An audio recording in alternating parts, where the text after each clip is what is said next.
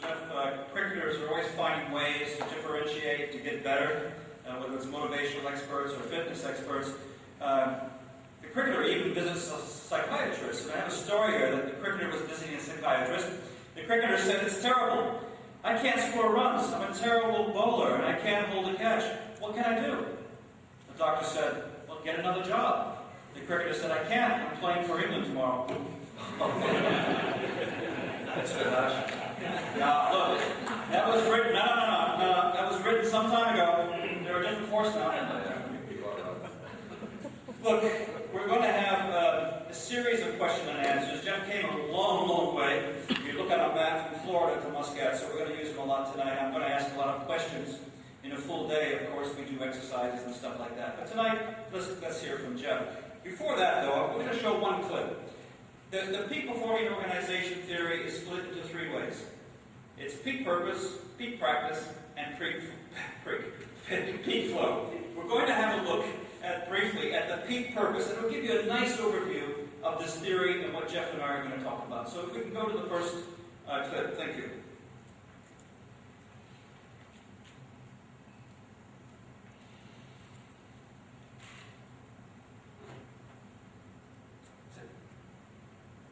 Looking at the organization, how it supports the team. Players come and go, but organizations make a difference. And since 1987, Jeff, I think you were saying that the Australian team has been performing at peak. They've had a lot of changes, yet they're still up there. And so it can be in organizations. PPO theory is about this. The greatest imaginable challenge, the GIC, the golfers have it, the soccer players have it, the cricketers have it. Every organizations have it. The inspirational dream and the focus. We need to sustain peak performance. And as they said, if we sit still, you'll be passed. You're only as good as your next match.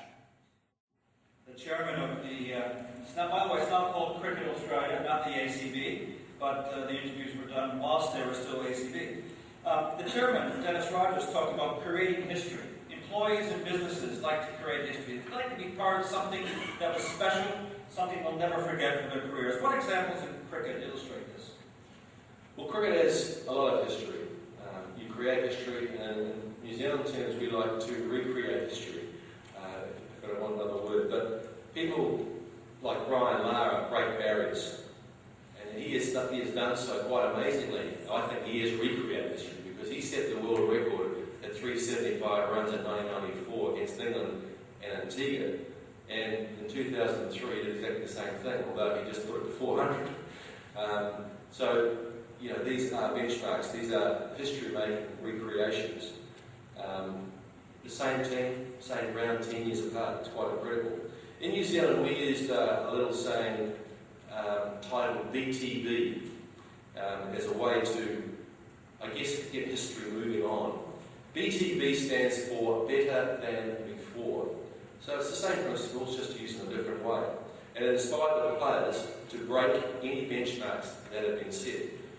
Each time a New Zealand player went out, he would be better than he was before. That was the key to it. And they tried to achieve goals with a team environment against England in the 1999 series where this whole thing was conceived. New Zealand had only beaten England once in a series in England, and that was their goal, was to BTB on that time. I think, using better preparation and better execution will obviously help achieve these types of things. I think that's probably a good finish. In the Peak Performance book, the authors had a wonderful task of studying 10 sporting teams around the world and getting to know them really well, your organizations, including people like the great basketballers. And Michael Porter, the Harvard University management writer, talks about developing competitive advantage and differentiation. And for companies to win today, they have to have that. Now, how can a cricket team, Jeff, develop competitive advantage and differentiate itself? I mean, in the film, they speak about these challenges being measured and stretched. They need to reset, and it's never the final challenge. There's always another mark. Well, isn't that a great last piece there? Never the final challenge. A lot of people think there is a challenge and it's finished and it's gone and you can, I guess, pack up. But it's not that. It's building blocks. It's achieving goals all along the way. Very important when you build up. And I guess we're using the 4-year cycle for Cricket World Cups. It's about these series that you win along the way. You've got to create create some habits, especially in sporting mechanisms and teams. I know the Oman football team will be the same, right? It's critical that they actually, no matter who they're playing or when they're practicing, that their habits are formed.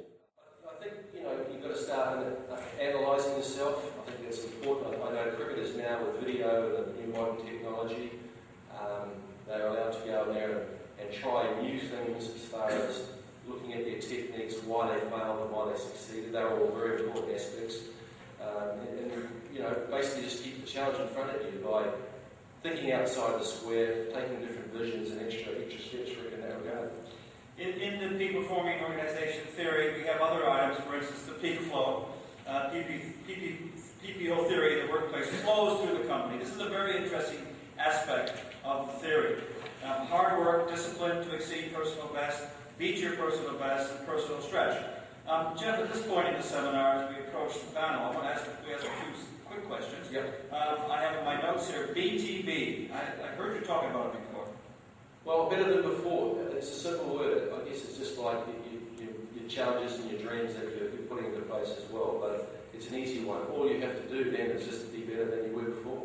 So whatever targets and goals you've met in 2005, then you just up at one more, or two more, or three more, but it's better than before.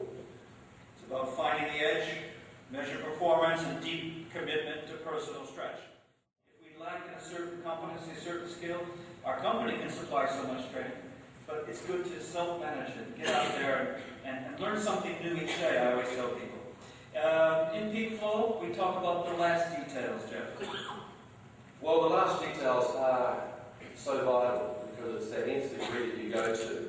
Because that's the time when the pressure's on, when you're in your last months of budgeting or whatever. If you haven't put the last detail in place, that's when you're going to come found wanting. That's when golfers talk about being under pressure, that if their swing mechanics or their mindset's not correct when they're coming down the last two holes of a major Open Championship, their last detail has not been done prior, and that's when their swing is going to be found wanting. And it's the same in cricket too, when you put enough detailed preparation into what you do that under the pressure in the World Cup final, that you will still deliver under those circumstances. So, personal responsibility and the last details are very important. I'm going to go down to innovation and game-breaking ideas. I love that term. What does it mean to you? Well, it simply means like Phil Knight, who was the founder of Nike, what he said, and I don't think it needs to be said anymore, but he said there's no such thing as a dumb idea. And Nike was formed 30 odd years ago. He put these running shoes and people laughed at them. And look where they are now as a company. Innovation and game-breaking ideas are possible if there's no pressure and you have the right atmosphere in an organization. It's continual experimentation. Everybody's encouraged to provide new ideas. That creativity can be the differentiator in many companies. PPO theory is a framework to attain and sustain peak performance. Jeff, you agree or disagree? Well, it's a leading question. It is. PPO, I mean, it's easier than sustaining, isn't it? It's like the challenge itself. It must be enriched and renewed periodically. I think in sport, a lot of play has been tested. Most of the variations now are tried, but what we see now is the testing of the player's character. Are they up to it? It's a psychological game. Have they put the work